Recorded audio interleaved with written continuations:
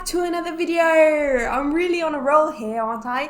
So I filmed the start of this video, and this video is going to be kind of a rehash of a video that I did like a year ago. This was in like April of 2019. I did this video of like first impressions for this iPad drawing app called Craft Pro, and this first drawing that you're seeing the recording of right now, I filmed in December, but I never sat down to actually edit into a video. It felt like just the one drawing was too little, but then I didn't have the opportunity to sit down and do another one. So now, since I'm full of free time, I decided to do another drawing and start editing this video. And so Craft Pro is an iPad drawing app that was designed by a YouTube artist. He does a lot of digital art, a lot of painting things. He has experience in like 3D modeling, so he's really good at understanding lighting and materials and how just light interacts with surfaces. His name is Dante, and he created this app called Craft Pro.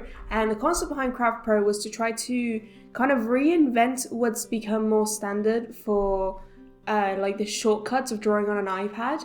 So something like that's very standard is for example, a 2-finger tap to do undo. In Craft Pro, you swipe backwards, like swipe to the left, or if you're left-handed, you swipe to the right. To like with the opposite hand, just use one finger to undo something.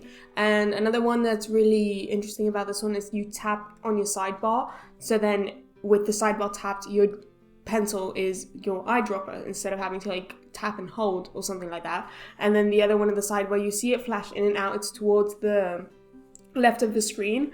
You just drag up or drag down on the sidebar to change the side. So basically it's trying to optimize all of the like iPad drawing little shortcuts into something that can be done with that sidebar with just your thumb. So you're never really like changing the way you're holding your hands on the iPad. And I loved the concept of this app because I felt it really kind of clunky. And I've had my iPad Pro for a year and a half, I want to say. And I've just had a lot of trouble kind of getting a good workflow with it. Like, it's really convenient because it's obviously very portable, very easy to handle. It's very small, it's very slim, and you can just start up a drawing whenever. But when you start a drawing, it takes me like twice as long to do the same type of drawing than it would in Photoshop, just because I don't have a keyboard. It's kind of you get a crink in your neck when you're like slouching over it and stuff like that. And just the lack of keyboard makes it so you have to do all these little gestures, and then you're changing the position of your left hand, and you're like trying to find the tool, and you're doing all these little sidebars and little menus, drop downs, and all these little things that in Photoshop you do with shortcuts. And yes, you can get a keyboard for the iPad, but I don't really have the best stand. So whenever I'm drawing with my iPad, I'm most comfortable like on the sofa on my bed and just like slouching, or on my beanbag, for example, where the keyboard is really uncomfortable and inconvenient, even if it's a wireless keyboard. I mean, I only have wireless keyboards for the iPad because they're Bluetooth. But so Craft Pro was the idea of trying to fix those, not as a fix, they just try to play around with the idea, because I think everything's just kind of gotten into this standard for iPad drawing, that every app I've seen come out since follows the Procreate Art Studio Pro model, which I really like Art Studio Pro, and I'm getting more fond of Procreate very slowly. But still, like, I really like this app and like how it changes things. The thing is that even because it was just created by one person, it's only, well, it's kind of like a stripped down digital drawing thing. So you don't have layers, you don't have transformation tools, you don't have like adjustment things. It's just really a canvas, a brush, and your color wheel. And there's a couple different brushes, like a pencil brush, a dry paint, wet paint, blender, those kinds of things, a liner thing. But it's really meant for like speed painting, like quick sketching. Like speed painting, not as in a speed paint video, but like literally you're only paint for half an hour and that's what you get. But it's very hard to get something really refined with this. But at the same time, I do like the workflow of it. It feels very natural after I try to like get over my muscle memory, because I do have very strong muscle memory at this point for the shortcuts of Art Studio and Procreate and stuff like that. I do prefer the way that this app does it a lot. The thumb bar and like all your little gestures with your thumb, I really, really prefer it. And obviously between December and now, I did this one in December, and then this last illustration that you'll see right after this one, there's kind of a change in how the flow was, just because I was able to get into a better flow, I think, with this first one. By the way, this first illustration is of my character Alroy, and this was when he was like 13 and just maybe having suspicious or something. Anyway, it's a whole story or whatever, but like, it's my character Alroy when he was a little preteen. But yeah, overall, I did find my experience with RStudio Pro much better this time than when I used it the first time last year. And last year I did just a very simple portrait of my character Aries, and I couldn't really figure out the colors. I relied too much on the blending, and because it was such a zoomed in thing, I didn't work that well with it. But this is how Alroy turned out, and then I dumped him really quickly in RStudio Pro to do a little liquefying and like changing some proportions, because I couldn't really change them within Craft Pro, I mean. So in RStudio I was able to just tweak it a little bit.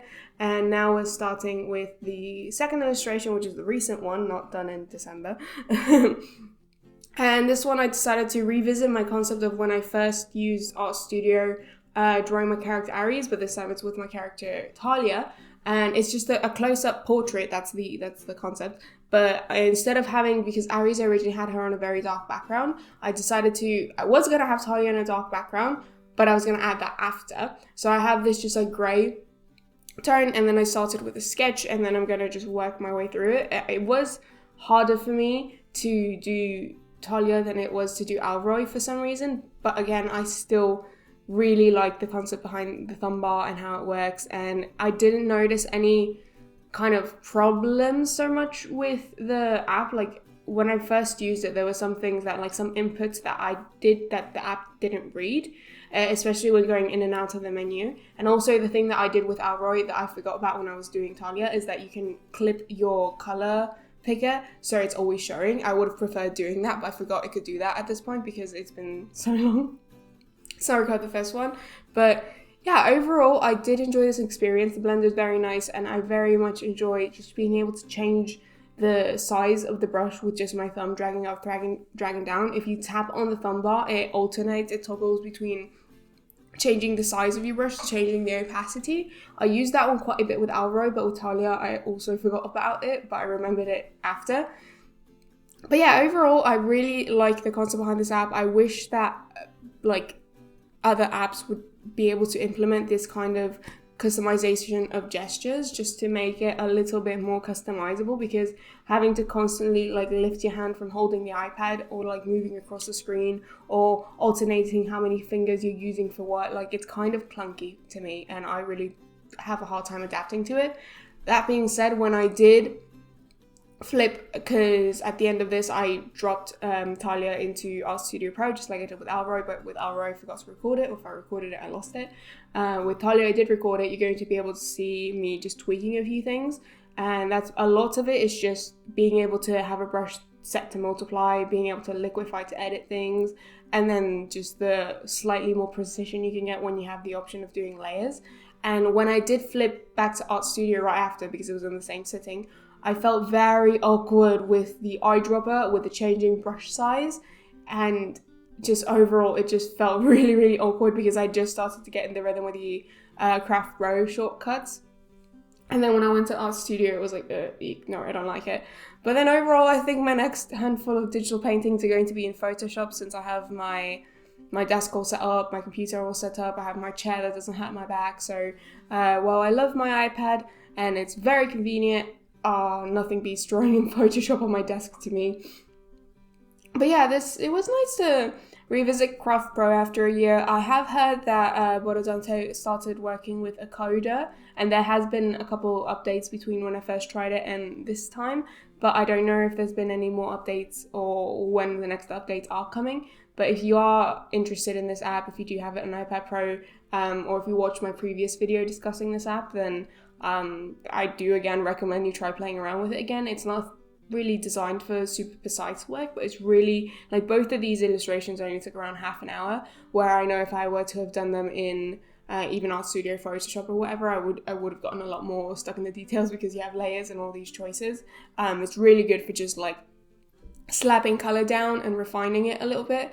And yeah, I really do enjoy this app and the concept behind it, and I wish more people were trying to play around with this standard, because drawing on things like an iPad is still such a new space to me. You've had the like Wacom to desktop system with Photoshop for decades now, but the iPad thing's only like a handful of years old. But overall, I'm very excited to continue looking into this space. I feel like the innovation for apps and drawing methods on the iPad has really slowed down in the last year, because for the first while that I had, maybe I'm just not paying as much attention. If you've kept up with this, please let me know if there's been any new developments that have caught your eye.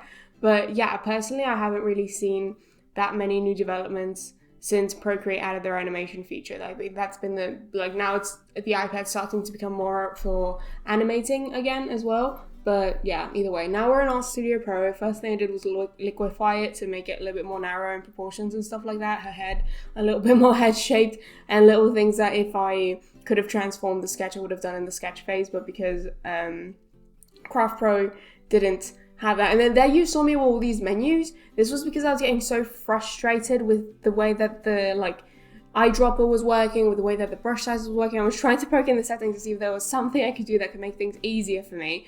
And I did change again, because this is something I always do with Art Studio Pro. I changed the length of time that it takes for you to have to be tapping for the eyedropper thing to trigger. Still really annoying. Still not very comfortable with it, but then I decided, you know what, screw the eyedropper thing. Let's just use a smudge brush and do a couple more tweaks with the smudge brush.